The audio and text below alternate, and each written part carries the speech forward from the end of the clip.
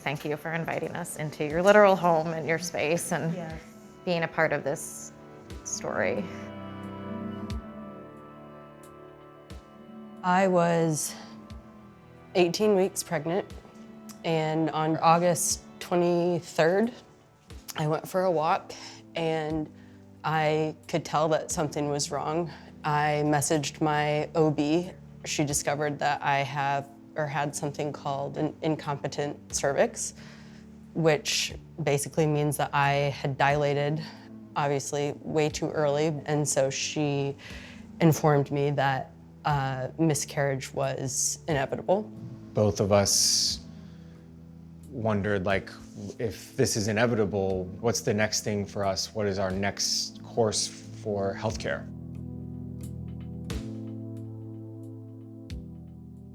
We asked our doctor and we asked the MFM and we asked all the nurses, isn't there something you can do? And they said no. I couldn't make the decision for myself. We couldn't make the decision for our daughter. Our doctors couldn't make the decision. I mean, they were just as furious as we were because their hands were tied. I mean, had they acted, they would have been charged with a felony. Being told that you're going to lose your baby and you just have to live with it for several days and there's nothing we can do. I was left, wanting either to get so sick that my life is at risk or that my baby's heart stopped beating so that it could be over. One of the challenges is it's very difficult to travel from Austin. We also are bordered by many states that are just as fucked up as Texas is right now. So that was off the table as soon as we knew that she could get sick quickly or she could go into delivery quickly.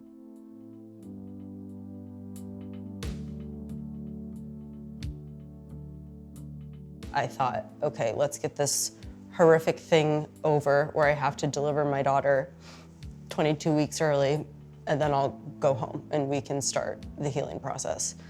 I don't think I understood at that point that I was septic, but I knew that it was more sick than I was supposed to be. It was just so frustrating to be dealing with something so traumatic, and then basically let's just gamble with the outcome of Amanda's life. Unnecessarily just made me so mad. One of the things that I just kept thinking about was what's gonna happen to all these other people? This is the best version of that story, is that I'm in the ICU for a week, but I didn't die.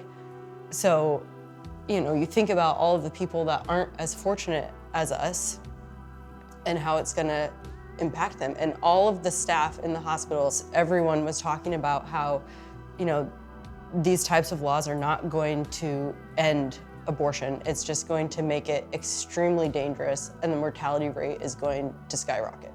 I find the notion of pro-life as a talking point to be one of the most hypocritical things. What part of this has been pro-life? We went through 18 months of fertility treatment.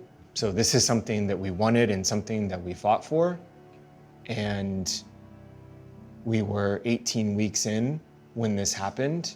And from that point on, there was nothing pro-life about what we were going through. Our baby had 3 or 4 days of suffering.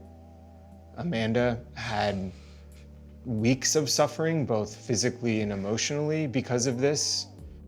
I don't think we could have saved the baby. That was evident, but we could have prevented a lot of additional pain. We named her Willow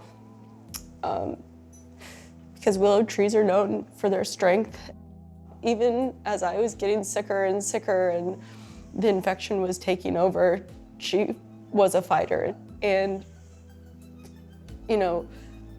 we want to fight for her. This never should have happened to her. It shouldn't have happened to us. And we're going to take the strength that she had and that she planted in us, and we're going to use it to fight, because this has to change.